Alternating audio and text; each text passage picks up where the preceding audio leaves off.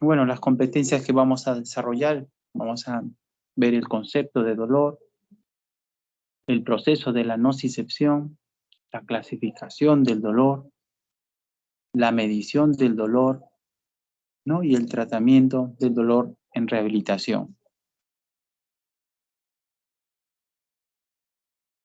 Bueno, el concepto de dolor, el último que ha sido dado, el 2020, por la Asociación Internacional del Estudio del Dolor, AYAS, ¿no? El cual define el dolor como una vivencia, ¿no? Antes hablaban de una experiencia, ahora hablan de una vivencia sensitiva y emocional, ¿no? Sus dos componentes del dolor, ¿no? Sensitivo y emocional. Desagradable asociado a una lesión tisular real o potencial. Bueno, y la IAS también da otras características, ¿no? Que hay que tener en cuenta en esta definición del dolor. Que el dolor siempre va a ser una experiencia personal, ¿no? Cada persona siente el dolor. Y esta experiencia va a ser influenciada por factores biológicos, psicológicos y sociales. Dolor y nocicepción son fenómenos diferentes, ¿no? El dolor no puede explicarse, ¿no? Únicamente por la actividad de las neuronas sensoriales. Las experiencias de vida son los que hacen que el individuo aprenda el concepto de dolor. Se debe respetar el informe de una persona sobre una experiencia como dolor. Si un paciente refiere dolor, ¿no? Hay que creerle. Aunque el dolor suele cumplir una función de adaptación, ¿no? Especialmente estamos hablando del dolor agudo, puede tener efectos adversos, pues, ¿no? Puede tener efectos adversos ya con el dolor crónico, va a haber una afectación, ¿no? En la función, en el bienestar social y psicológico de la persona, ¿no? Y el dolor, teniendo en cuenta que la descripción verbal, ¿no? La comunicación va a ser la principal, ¿no? Fuente de comunicación, en el cual el paciente puede expresar su dolor. La ausencia de este, no, tampoco. Tenemos que buscar otras formas de comunicarnos con los pacientes, especialmente pacientes inconscientes, niños, en el cual hay otras formas de comunicaciones no verbales que podemos determinar, ¿no? La presencia de dolor. Bueno, eso es lo que hemos revisado anteriormente, son las notas, ¿no? La Asociación Internacional del Estudio del Dolor que hemos revisado, y esa es la definición. Bueno, vamos a ver uno de los acápites de esta clase es ver, ¿no? El proceso de nocicepción, ¿no? La palabra nocicepción, ¿no? La cual significa, ¿no? Acción, efecto de sentir dolor. En este proceso de nocicepción, ¿no? En el cual el impulso doloroso, ¿no? Que ha sido generado en los nociceptores va a ser conducido, procesado en el sistema nervioso central para convertir este estímulo nociceptivo en sensación de dolor, ¿no? El proceso de nocicepción no está dividido en 4 etapas fisiológicas, ¿no? La transducción, la transmisión, la modulación y la percepción. Entonces, la transducción va a consistir en el cual los estímulos, ¿no? Los estímulos que van a provocar dolor, estos estímulos pueden ser mecánicos, de depresión, de deformación, estímulos térmicos, pueden ser estímulos inflamatorios. Esos estímulos va a ocasionar que estos nociceptores, ¿no? Creen el impulso nervioso, ¿no? Y una vez creado el impulso nervioso es transmitido, ¿no? Entonces, estos nociceptores van a corresponder a terminaciones axonales de los nervios periféricos sensitivos. Y estos nociceptores, ¿no? Se van a clasificar en diferentes fibras sensitivas, nerviosas. Especialmente estos nociceptores en el dolor, tenemos que hablar, ¿no?, de las fibras A delta y la fibra C. Esas son las dos principales fibras nerviosas que... Esas son las dos principales fibras nerviosas que transmiten el dolor, ¿no? La fibra delta es mielinizada y las fibras tipo C son fibras nerviosas amielínicas, ¿no? Las fibras A delta, sus terminaciones nerviosas axonales van a conformar, ¿no?, el receptor, ¿no?, el nociceptor. Igualmente, la terminación nerviosa, ¿no?, la terminación axonal de la fibra tipo C va a corresponder, ¿no?, al nociceptor. Entonces, la fibra A delta que transmite es mielinizada, por lo que es mielinizada va a tener una conducción, ¿no?, más rápida, más localizada. Y la fibra C, al no ser mielinizada, va a una conducción lenta, ¿no? Va a provocar un dolor más difuso, más persistente. Entonces, estos nociceptores van a estar ubicados en diferentes partes ¿no?, del cuerpo. Estos nociceptores, ¿no?, pueden estar ubicados a nivel, a nivel cutáneo, ¿no?, como los nociceptores A delta, ubicados en la dermis, en epidermis, ¿no? Y y los nociceptores C también se ubican a nivel de la dermis. Los nociceptores a nivel de los músculos articulares, ¿no?, tanto en las articulaciones como en estructuras musculoesqueléticas se encuentran estos dos tipos de nociceptores que va a responder a la presión, al calor, a la isquemia muscular. Bueno, el tejido que no tiene nociceptores, ¿no?, va a ser el cartílago, ¿no?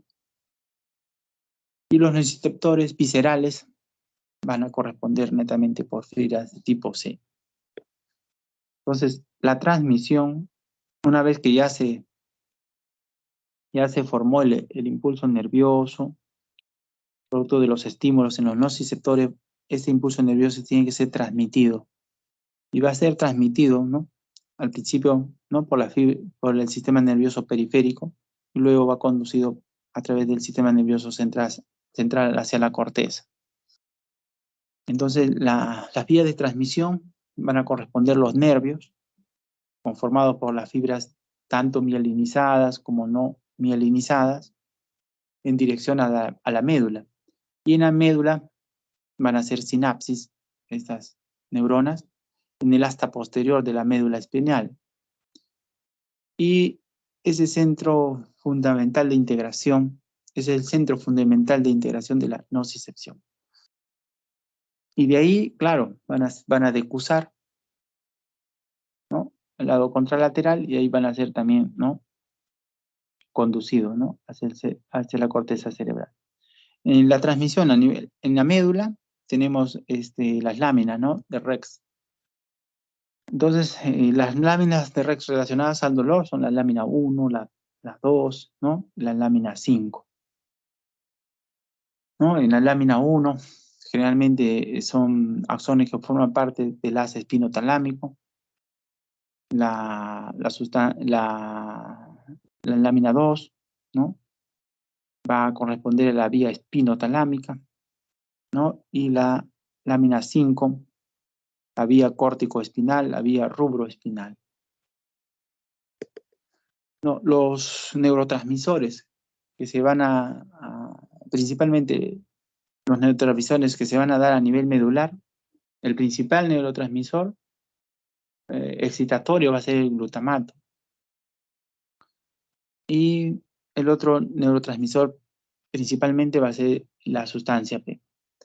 Más adelante vamos a ver cómo estos neurotransmisores se van a relacionar de acuerdo a la vía de transmisión y al tipo de dolor.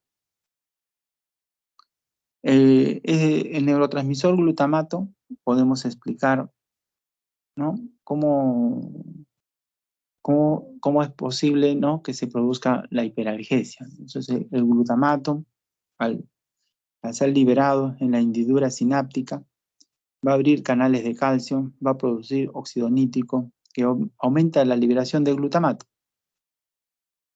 Más glutamático y más sustancia P. Esto va a amplificar y perpetuar la respuesta del dolor, ¿no? Entonces, la explicación, ¿no?, de una hiperalgesia. Entonces, la transmisión. La principal vía de transmisión del dolor a nivel central va a ser la vía espinotalámica, ¿no? La mayoría de los axones, el 75% de los axones van a decusar y el 25% no cruzan, ¿no? Y proyección y se dirigen hacia el tálamo contralateral. Y asciende por cordones, ¿no?, anterolaterales, que más adelante vamos a revisar. Entonces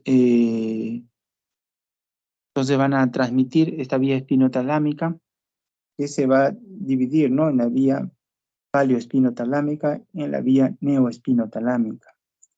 La paleoespinotalámica, que va a ser dolor lento, y la neoespinotalámica, va a transmitir el dolor rápido, ¿no? Y en esta diapositiva vamos a ver, ¿no?, cómo los neurotransmisores, el tipo de dolor, ¿no?, y la vía se encuentran relacionados, y las fibras nerviosas, ¿no? La vía espinotalámica, que es anterolateral, tiene sus dos subdivisiones: el tracto neoespinotalámico, espinotalámico, que es lateral, básicamente, ¿no?, corresponde a fibras A delta mielínicas que van a transmitir ese tipo de dolor agudo, y el principal neurotransmisor es el glutamato, ¿no? Es un dolor rápido, ¿no?, el dolor agudo, un dolor adaptativo, ¿no? Y el tracto paleoespinotalámico, que es localizado anteriormente, ¿no?, se encuentra relacionado con las fibras amielínicas, un dolor lento. El dolor lento es más un dolor crónico, y el principal neurotransmisor va a ser la sustancia P. La transmisión también es transmitido, ¿no?, por la vía espinoreticular, y también en la vía espinoreticular también el glutamato es el principal neurotransmisor excitatorio.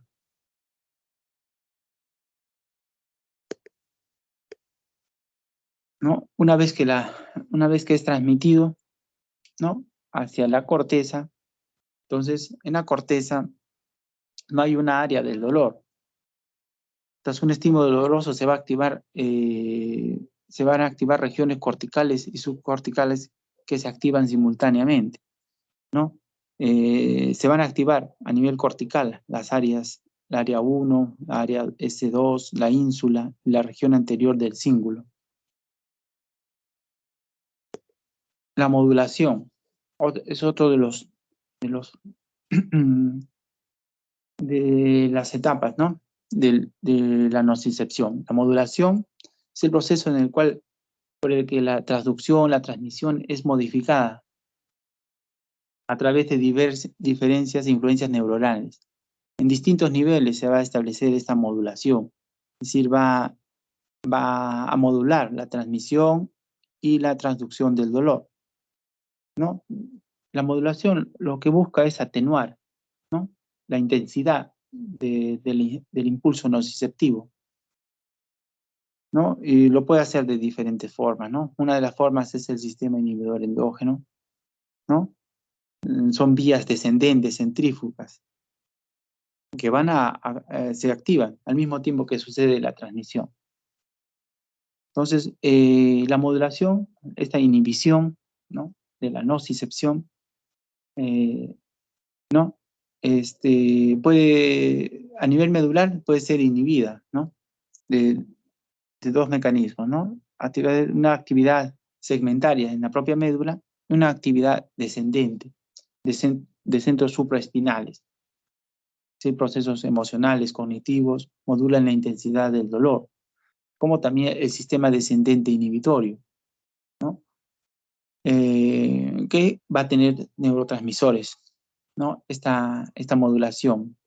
Ese sistema descendente inhibitorio va a tener neurotransmisores que van a modular el dolor, que van a corresponder a la noradrenalina, serotonina, encefalinas, las endorfinas, ¿no?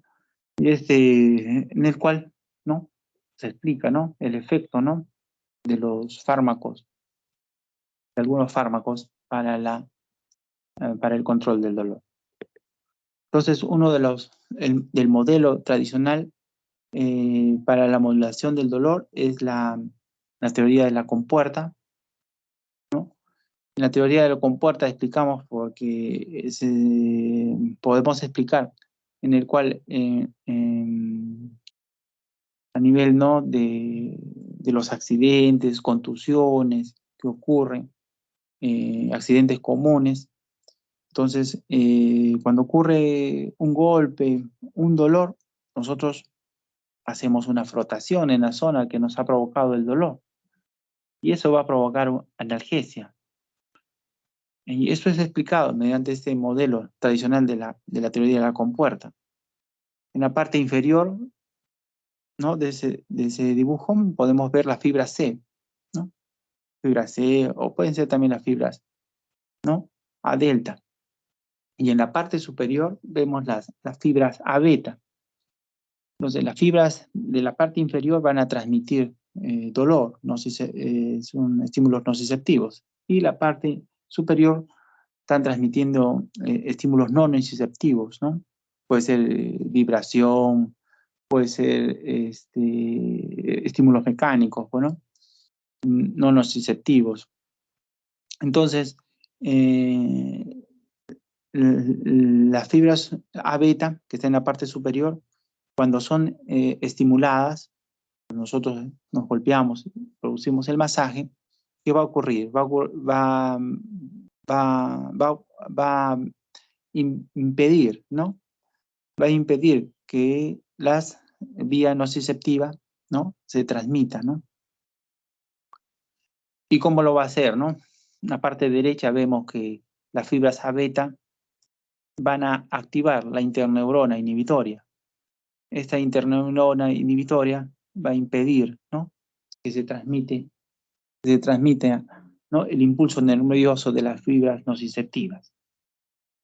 Entonces esas fibras A beta, por diferentes estímulos, también están incluidos los agentes físicos que empleamos en rehabilitación, la electroterapia, el láser, las compresas húmedas calientes, las compresas frías, ¿no? El masaje, ¿no? Va a provocar inhibición, ¿no? Activación, ¿no? Va a activar la interneurona inhibitoria, lo cual va a impedir la transmisión del impulso nervioso de la fibra nociceptiva. Entonces, sería la explicación por la cual produce, ¿no? analgesia, todos esos medios físicos. Entonces, la modulación, ¿no? Todo esto es una organización del sistema de modulación del dolor, en el cual hay centros excitatorios y centros inhibitorios para la transmisión de la nocicepción. Entonces, la percepción, que es el último, ¿no? etapa de este proceso de nocicepción, eso se va a dar, ¿no? a nivel, ¿no? del cerebro, la corteza cerebral, ¿no? No hay un área específica del dolor. Entonces, el proceso final por el que la transducción, la transmisión y la modulación interactúan con la psicología del paciente es el componente emocional del dolor para crear una experiencia, ¿no? que se refiere como dolor. Muy bien, una vez que hemos revisado, ¿no? el proceso de nocicepción, vamos a hablar de la clasificación del dolor. Y el dolor se va a clasificar, ¿no? Básicamente, estamos tomando tres clasificaciones, de acuerdo a su origen, ¿no? de acuerdo a la fisiopatología del dolor, en un dolor nociceptivo, dolor neuropático, dolor nociplástico, dolor mixto. Y de acuerdo a la duración, vamos a hablar del dolor agudo, crónico, de acuerdo a su intensidad, vamos a hablar del dolor leve, moderado, severo. Entonces vamos a ir revisando. Entonces, ¿qué es un dolor nociceptivo? ¿No? El dolor nociceptivo surge, pues, ¿no? Nociceptivo viene de, ¿no? Nocicepción, ¿no? Es en el cual en el que tienen que intervenir los nociceptores para que se produzca este tipo de dolor. Entonces, el proceso patológicos causados en el tejido, ¿no? De diferentes estímulos, hemos hablado, ¿no? De estímulos mecánicos, térmicos, ¿no? Inflamatorios, van a estimular estos nociceptores y van a provocar este dolor nociceptivo. Este dolor tipo nociceptivo se va a clasificar pues, en dolor somático, dolor visceral, y se habla del dolor referido también en el dolor nociceptivo. El dolor somático, ¿no? Va a ser somático superficial, somático profundo, somático superficial a nivel de la piel, tejido celular subcutáneo, y el dolor somático profundo, ya estamos hablando, ¿no? Dolores musculoesqueléticos, dolores a nivel de los vasos sanguíneos, ¿no? Y el dolor visceral, ¿no? Propiamente de las vísceras, los estímulos que pueden provocar dolor visceral son la distensión, el estiramiento, la isquemia. Y el dolor referido, ¿no? Es la percepción del dolor en un sitio diferente al sitio de origen, ¿no? Pero está inervado por el mismo segmento raquídeo. Entonces, el dolor referido, ¿no? ¿No? Es la explicación, ¿no? Por el cual, ¿no? Por ejemplo, el infarto agudo de miocardio, ¿no? ¿No? Por este dolor referido podemos, ¿no? Explicar por qué hay dolor, ¿no? Del miembro superior, puede haber dolor a nivel del cuello, del epigastrio, ¿no? ¿No? Un dolor en sitio diferente al sitio de origen, pero que está inervado por el mismo segmento raquídeo. Entonces, otra clasificación del dolor por su origen, por su fisiopatología, va a ser el dolor neuropático. Y este dolor neuropático es provocado por una enfermedad o una lesión del sistema nervioso, ya sea central o periférico. Entonces, el dolor tipo neuropático, se habla de que se va a clasificar, pues, básicamente vamos a clasificarlo en dos tipos de dolor, ¿ya? El dolor neuropático periférico y el dolor neuropático central. Algunos autores hablan del dolor neuropático mixto también, pero vamos a establecer, ¿no? Netamente el dolor neuropático que sea un dolor neuropático periférico y dolor central. Dolor neuropático periférico cuando existe una lesión a nivel de las fibras nerviosas, de los nervios, de los plexos, de las raíces, y esto va a provocar, ¿no? El dolor neuropático. Algunos ejemplos de ellos tenemos las neuropatías, ¿no? Diabética, alcohólica, ¿no? Postquimioterapia, a nivel de las lesiones traumáticas de los nervios, a nivel de las raíces, las radiculopatías, el síndrome post-mastectomía, la toracotomía, herniostomía, pueden provocar, ¿no? Estas lesiones a nivel de las raíces. Y el dolor neuropático central, estamos hablando de una lesión, ¿no? De las fibras nerviosas a nivel central, son después de un accidente cerebrovascular, después de una lesión medular, esclerosis múltiple, pueden ser ejemplos, ¿no? De dolor neuropático central. Y hablamos de un tercer dolor, de acuerdo a su origen, hablamos del dolor nociplástico. Este dolor nociplástico es un dolor que surge de una alteración de la nocicepción. A pesar de que no hay una evidencia clara de daño tisular o potencial, o que no existe un daño a nivel de las fibras nerviosas somatosensoriales, ¿no? Pero van a causar dolor. No existe un órgano dañado, un tejido dañado que pueda explicar este tipo de dolor, pero existe una alteración de la nocicepción. Y su perpetuación está relacionada con factores psicosociales, ¿no? Y en este podemos ejemplificar, ¿no? Los pacientes con fibromialgia, los pacientes con intestino irritable, los pacientes con fatiga crónica, las cefaleas, ¿no? Las cistitis intersticiales. Y también vamos a ver los dolores, dolor mixto. Este dolor mixto va a constituir, bueno, ya la reunión de todos estos tres tipos de dolores, ¿no? La confluencia de estos dolores nociceptivos, neuropáticos, nociplásticos nos van a dar el dolor mixto. Y este dolor mixto, ¿no? Se va a encontrar, ¿no? En las lumbalgias crónicas, en el dolor oncológico, en los dolores musculoesqueléticos crónicos, trastornos temporomandibulares crónicos, patologías lumbares crónicas como estenosis espinal lumbar, espondilitis anquilosante, ¿no? Esos tipos de dolores crónicos van a ser ejemplos del dolor crónico, ¿no? Otra clasificación es la clasificación del dolor agudo y del dolor, ¿no? Y del dolor crónico. El dolor agudo, estamos hablando de un dolor menor de algunos autores, ¿no? Hablan que el dolor agudo menor de un mes, el dolor subagudo entre 2 a 3 meses y un dolor crónico mayor de 3 meses. O algunos autores hablan de 6 meses. Pero vamos a establecer que el dolor agudo va a ser un dolor menor de 3 meses y el dolor crónico un dolor mayor de 3 meses. Entonces, el dolor agudo, ¿no? Va a ser un dolor, ¿no? Generalmente nociceptivo, ¿no? Es un dolor de alerta, ¿no? Aumento del sistema simpático, el dolor, ¿no? Puede ser un dolor, ¿no? De alerta, bien localizado, de intensidad y duración, y existen factores que agravan o le alivian pues, el dolor, ¿no? Y este dolor se puede encontrar, bueno, en diferentes órganos, ¿no?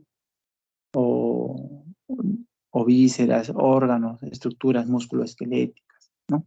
Y el dolor crónico, que es mayor de 3 meses, ese dolor persiste después del tiempo previsto de la curación, causan discapacidad, está relacionado a problemas psicológicos, ¿no? Y la respuesta simpática no se encuentra mucho respuesta simpática en este tipo de dolores, ¿no? Y encontramos dolores crónicos como el dolor crónico oncológico, el dolor crónico postquirúrgico, el dolor crónico neuropático, el dolor crónico, ¿no? Multifactorial. Entonces, ¿y qué factores tenemos que tener en cuenta para que un paciente pueda tener un riesgo de cronificar su dolor, ¿no? Tenemos que ver la intensidad del dolor. Pacientes que tengan una intensidad moderada, severa, pueden cronificar su dolor, ¿no? Si existe sensibilización prolongada, pueden cronificar el dolor. Si paciente va cursando con dolor y trastorno depresivo grave, también tiene riesgos de dolor. Factores psicosociales, la opinión, las creencias del paciente acerca de su dolor puede cronificar, ¿no? Y existe una predisposición genética de la cronificación del dolor agudo. Entonces, la medición del dolor, ¿no? Tenemos que hacer también la medición del dolor. Y la medición del dolor ¿no? Se va a evaluar al paciente. Hay que considerar, ¿no? La localización del dolor, la intensidad del dolor, la duración del dolor, cómo afecta el dolor en la funcionalidad, en la actividad y en la participación del paciente. Entonces, la localización del dolor es muy importante, ¿no? Se puede dar unas cartillas al paciente, un mapa del dolor, es un instrumento de valoración subjetivo que vamos a valorar, ¿no? El dolor, que es algo subjetivo, ¿no? Entonces el paciente puede hacer en este mapa del dolor, puede dibujar el origen del dolor, la irradiación del dolor, todas las zonas del dolor que presenta dolor. Eso va a permitirnos, ¿no?, calificar objetivamente la sintomatología del paciente. Nos puede también brindar información para discriminar la existencia de otros tipos de dolores que están adicionales al dolor que estamos examinando. Y también nos puede hacer un seguimiento de la evaluación clínica. Como podemos ver en la parte izquierda, el paciente ha dibujado un dolor lumbar con irradiación al miembro inferior, y en su post-tratamiento el paciente ya solo dibuja, ¿no?, el dolor lumbar, lo cual nos puede dar, ¿no?, una valoración del seguimiento, ¿no?, de su evolución del dolor, ¿no? El dolor ya se está centralizando, ¿no? Entonces, la medición del dolor también lo vamos a hacer mediante el empleo de escalas, ¿no?, para medir el dolor. Esas escalas de intensidad numérica del dolor, escala anóloga visual, escalas descriptivas verbales del dolor. La más usada es la escala verbal numérica, ¿no?, por la practicidad en el examen durante la evaluación del paciente.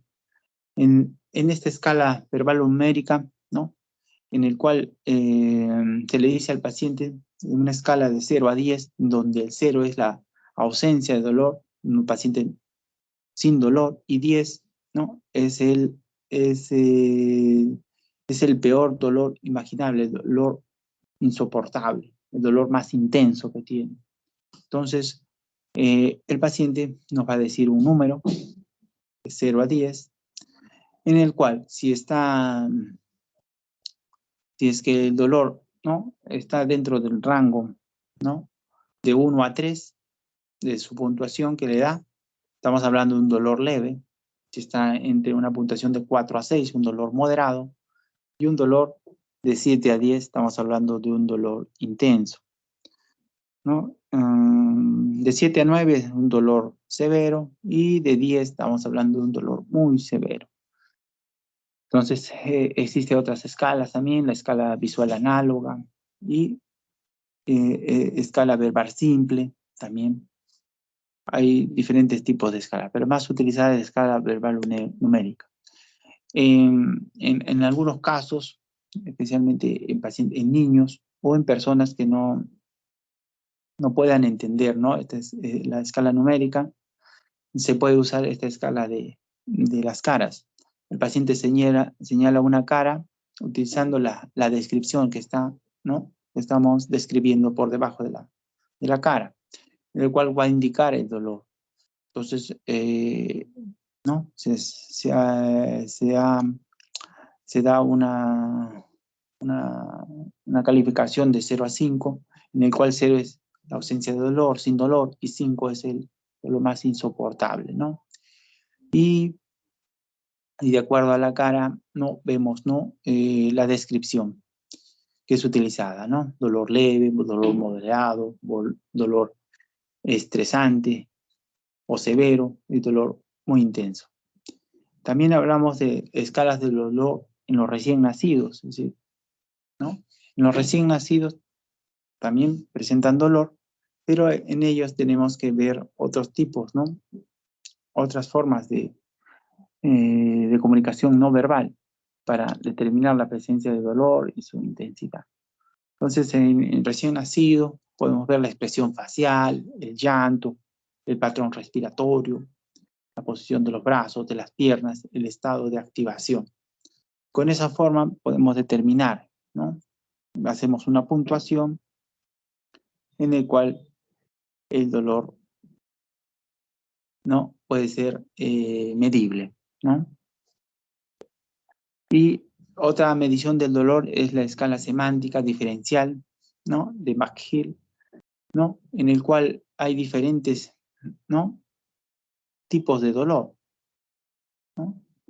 Eso ya se le pregunta al paciente, ¿no?, cómo es su dolor. Entonces el paciente puede decir un dolor tipo temblor, tipo pulsación, tipo pinchazo, tipo cortante, dolor tipo peñisco, tipo tracción, dolor quemante, escozor, un dolor sordo, un dolor tirante, un dolor, ¿no?, agotador, un dolor sofocante, dolor espantoso. El paciente puede referir todos esas, ¿no?, esos términos. Un dolor abrumador, un dolor desmoralizante, un dolor intenso, difuso, dolor oprimido, dolor tipo frío, dolor, ¿no?, inquietante, ¿no? Bueno, se puede dar todas esas terminologías del dolor, del cual el paciente puede hacer uso de ellos. Y este cuestionario de McGill nos va a dar información de aspectos sensoriales del dolor, ¿no?, de acuerdo al tiempo, al espacio, ¿no?, aspectos afectivos del dolor, ¿no?, el miedo, la ansiedad, la tensión que está relacionada al dolor, aspectos evaluativos del dolor, experiencias anteriores, conductas aprendidas. Y la medición del dolor también tenemos que hacerlo mediante evaluar el funcionamiento de la discapacidad y la salud del paciente. Entonces, ante la presencia del dolor, ¿no?, tenemos que ver si el dolor va a ocasionar, va a comprometer la función y la estructura del paciente, del cuerpo del paciente, ¿no?, función, estructuras corporales, ¿no? Entonces estamos hablando de deficiencias, ¿no? Si el dolor va a limitar la actividad del individuo, ¿no?, puede ser en la realización de actividades diarias, en el desplazamiento, estamos hablando de una discapacidad, ¿no? Y si va a limitar en la participación, ¿no?, en la participación en la familia, en la sociedad, en escuelas, actividades sociales, recreativas, ¿no? Estamos hablando de minusvalía, ¿no? El dolor puede afectar en todos esos, ¿no?, en todas estas, ¿no?, en ese funcionamiento y la discapacidad. Entonces, el tratamiento del dolor, los objetivos del tratamiento del dolor va a ser la resolución de la patología, la modificación de la molestia o el sufrimiento y maximizar la capacidad funcional. La resolución de la patología, ¿no?, tenemos que tener en cuenta, ¿no?, que existe el proceso, ¿no?, de reparación tisular, el proceso de regeneración tisular. El proceso de regeneración tisular, ¿no?, tiene 3 etapas. Inicia con la inflamación. El proceso inflamatorio es muy importante para la reparación de los tejidos, ¿no?, para la, ¿no?, regeneración de los tejidos. Luego viene una etapa de reparación y después viene una etapa de remodelación, ¿no? Entonces, ¿no?, en el tratamiento del dolor hablamos, pues, ¿no?, de la resolución de la patología, la modificación de las molestias o el sufrimiento, que lo podemos hacer con tratamientos farmacológicos, no farmacológicos, y la maximizar, ¿no?, la capacidad funcional del paciente. Entonces, las estrategias terapéuticas en medicina física de rehabilitación va a ser un tratamiento multidisciplinario del dolor. Van a participar varios especialistas, ¿no? Van a participar varios grupos profesionales para, ¿no?, para tratar el dolor de forma multidisciplinaria, ¿no? Vamos a emplear, ¿no?, tratamiento de fármacos, de procedimientos médicos, ayudas biomecánicas, la terapia física, terapia ocupacional, psicología, asistente social. Entonces, el tratamiento en rehabilitación es un tratamiento multidisciplinar del dolor, ¿no?, en el cual se tiene que coordinar con todos los equipos, se tiene que basar el dolor, este programa en un modelo biopsicosocial, ¿no?, y abordan principalmente pacientes con enfermedades con dolor crónico, que causen dolor crónico. Tiene como objetivo restaurar la independencia, ¿no?, la calidad de vida de los pacientes, ¿no?, hayan conseguido o no la, ¿no?, regeneración de los tejidos. Entonces, en el tratamiento farmacológico hay que tener en cuenta la escalera analgésica del dolor de la Organización Mundial de la Salud. Son 4 escalones. primer escalón, ¿no? Son fármacos, ¿no?, destinados para dolor leve, ¿no? El segundo escalón es destinado para dolor moderado, el tercer escalón para dolor severo y el cuarto escalón para el dolor, ¿no?, muy intenso, ¿no? Dolor insoportables, ¿no? Entonces, en primer escalón hablamos ¿no?, de los analgésicos no opioides. Se encuentran los analgésicos, los antiinflamatorios. Hablamos de los AINES, paracetamol, el metamizol, y están también los coadyuvantes, ¿no? Se puede usar los coadyuvantes en cualquier escalón. Desde el primer escalón podemos usar estos coadyuvantes. Esos coadyuvantes pueden ser, ¿no?, el empleo de corticoides, anticonvulsivantes, antidepresivos, benzodiazepinas, antieméticos, relajantes musculares. Entonces, el segundo escalón, estamos hablando ya para tratar dolores moderados, se emplean los opioides débiles, opioides menores, como la codeína, el tramadol. Pueden usarse en combinación con los fármacos de primera línea, del primer escalón. Y en el tercer escalón, estamos hablando ya para empleo para el dolor severo, ¿no? Empleamos opioides más potentes, opioides mayores, como la morfina, el fentanilo, oxicodona, metadona, buprenorfina, ¿no? La mepiridina, la petidina también. Puede usarse en combinación los fármacos del primer escalón. Y el tercer escalón, el cuarto escalón, estamos hablando para dolores insoportables, ¿no? Y son métodos invasivos, ¿no? Son procedimientos, bloqueos, infiltraciones, analgesias epidurales, analgesias aracnoideas, neuromodulación, radiofrecuencia. Pueden asociarse, ¿no?, con otros fármacos de los escalones inferiores, ¿no?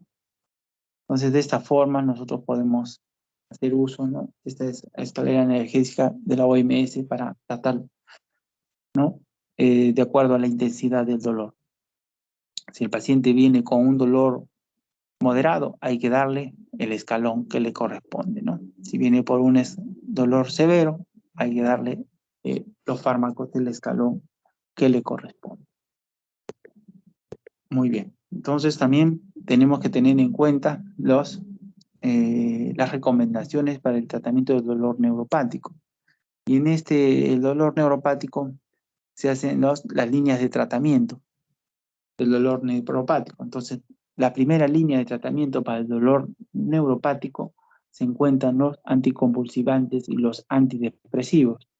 La primera línea se encuentra la pregabalina, la gabapentina, y dentro de los anticonvulsivantes y los antidepresivos encontramos los antidepresivos tricíclicos, la amitriptilina, antidepresivos duales, la duloxetina.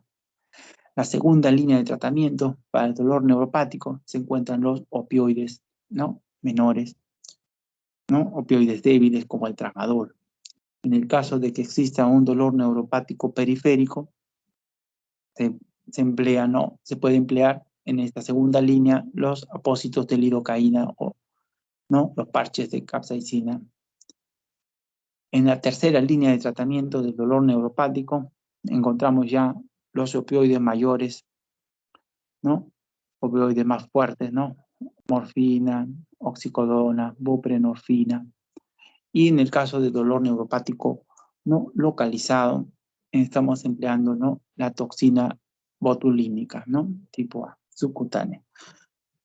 También en esta tercera línea de tratamientos están incluidos también, ¿no?, los actuales tratamientos, ¿no?, el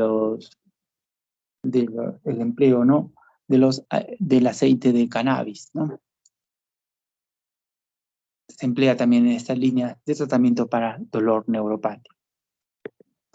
Los procedimientos que en rehabilitación empleamos son procedimientos médicos, ¿no? Podemos emplear desgatillamientos, puntos gatillo, en el cual se relacione a síndromes miofaciales, infiltraciones de los puntos gatillo, también se puede emplear, bloqueos paraespinales, en el cual existe una sensibilización espinal, ¿no?, segmentaria, acupuntura también se emplea, infiltraciones intraarticulares, extraarticulares, ¿no?, el cual produce, ¿no?, dolores nociceptivos, proloterapia también se emplea para el tratamiento de estos dolores crónicos, ¿no? Y también se hace uso de ayudas biomecánicas, el uso de bastones, de muletas, de andadores, de sillas de ruedas van a permitir el desplazamiento y mantener la integridad, ¿no?, del paciente a nivel social, si es un adulto, a nivel escolar, si es un niño. Se puede emplear también los corsets, collarines, para estabilizar, dar un reposo, ¿no?, en los segmentos, en las articulaciones, y evitar, ¿no?, posturas viciosas, ¿no? El empleo de ortéticos en las extremidades inferiores, como muñequeras, rodilleras, plantillas, calzado ortopédico, va a permitir una mejor movilidad, desplazamiento y funcionalidad, ¿no? Otro de los, otro de los procedimientos que se van a emplear en este tratamiento multidisciplinario de medicina y rehabilitación va a ser la terapia física. Bueno, la terapia física, ¿no?, es el tratamiento por el medio que se va a usar agentes físicos y ejercicio terapéutico, ¿no? Esos agentes físicos pueden ser, bueno, empleo de calor, frío, luz, agua, ¿no?, electricidad, ¿no?, y los procedimientos, ¿no?, de ejercicios terapéuticos. Entonces, los agentes físicos van a corresponder a energía, ¿no? Energía y materiales a los cuales se van a aplicar a los pacientes para su rehabilitación. Los agentes físicos lo que buscan es reducir, pues, el dolor, la inflamación, acelerar la curación de los tejidos, en el cual queramos ganar mayor rango articular, mayor elongación de los tejidos, va a alterar la extensibilidad del colágeno, también va a modificar el tono muscular. Y a grandes rasgos, ¿no?, estos agentes físicos, ¿no?, se van a categorizar por efectos térmicos, mecánicos o efectos electromecánicos, ¿no? Y estos tipos de agentes físicos térmicos pueden ser por agentes de calentamiento profundo, agentes de calentamiento superficial y agentes que van a provocar enfriamiento, ¿no? Entonces, agentes de calentamiento profundo, estamos hablando de ultrasonidos, diatermia. Agentes de calentamiento superficial, hablamos de las compresas calientes, el infrarrojo, la parafina. Agentes de enfriamiento, básicamente las compresas frías. En los de categoría mecánica, estamos hablando de tracción, compresión, el uso, ¿no?, de la hidroterapia, el uso del sonido. Tracción, tenemos la tracción mecánica, ¿no?, las camillas de tracción, ¿no?, para tratar patologías, ¿no?, de la columna cervical, lumbar. La compresión, se hace los vendajes elásticos, las compresiones, ¿no?, con ese equipo de presoterapia. La hidroterapia, que lo podemos emplear, pues, ¿no?, a nivel de los tanques de hidroterapia o a través de la piscina terapéutica. El sonido, ¿no?, estamos hablando de el ultrasonido. Ahí también se encuentran las ondas de choque. Y las de categoría electromagnética, ¿no?, que tienen un campo electromagnético y otros corriente y campo eléctrico. Ahí encontramos los agentes físicos como el láser, magnetoterapia, el TENS, ¿no?, la electroterapia en general, ¿no? Otro de los que se emplea otro de los tratamientos que se emplea en rehabilitación es la terapia ocupacional. La terapia ocupacional va a buscar, ¿no?, a través de estrategias, ¿no?, que pueden ser entretenidas, interesantes, motivacionales, lograr que el paciente sienta menos dolor y supere el miedo al movimiento, a la utilidad de la extremidad dolorosa. Y eso va a permitir, ¿no?, una mayor movilidad, una mayor funcionalidad del paciente, del segmento comprometido. Otra de las estrategias que se emplea es la distracción, ¿no? La distracción disminuye los síntomas de dolor y eso va a disminuir, ¿no?, la actividad cortical, ¿no?, del dolor. a través de actividades cognitivo-funcionales, el paciente se le va a entrenar para estrategias para mejorar el afrontamiento frente a su dolor. Y lo que se va a buscar, pues, ¿no? En terapia ocupacional es la independencia del paciente, ¿no? Que pueda hacer sus actividades de la vida diaria. Las actividades de la vida diaria, estamos hablando de actividades de la vida diaria básicas, que son, pues, ¿no? Que se pueda vestir, que se pueda alimentar, que pueda hacerse su higiene. Y hay otras actividades de la vida ya instrumentales, ya que tienen que ver con la realización de actividades domésticas, pues, actividades, ¿no? En que involucre ya marcha, ¿no? Carga de peso, para realizar, por ejemplo, compras, conducir su vehículo, trasladarse. Muy bien. Bueno, eso a grandes rasgos, ¿no? Estamos hablando de, ¿no? Del dolor en rehabilitación, ¿no? Cómo enfocamos, ¿no? El dolor en rehabilitación, cómo lo definimos, cómo lo clasificamos y cómo vamos a manejarlo, ¿no? Con tratamientos farmacológicos y no farmacológicos. Muy bien. ¿Alguna pregunta de la ponencia, de lo que hemos revisado?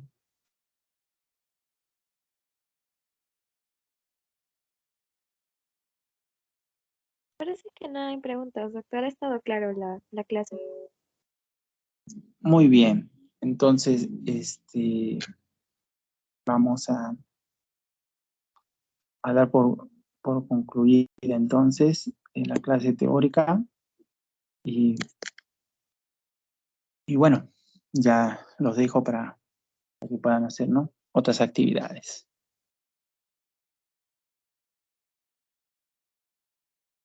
Muchas gracias, doctor, por la clase. Buenas noches.